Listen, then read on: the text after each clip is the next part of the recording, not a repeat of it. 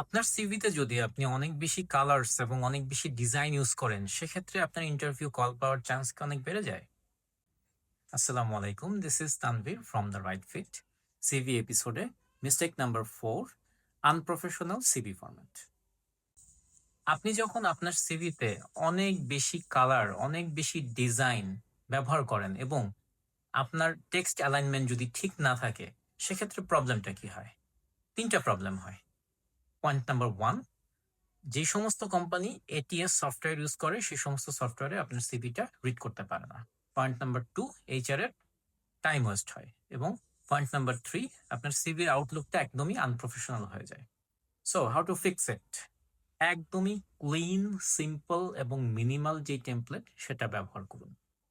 Be sure যে আপনার যে ফন্ট ইউজ করেছেন পুরো সিভিতে যাতে একটা ফন্ট ইউজ করা থাকে, সিঙ্গেল ফন্ট, এবং আপনার ফন্ট সাইজ যেই জায়গায় যেটা ব্যবহার করা দরকার সেটা যাতে একদম অ্যাপ্রোপ্রিয়েট থাকে।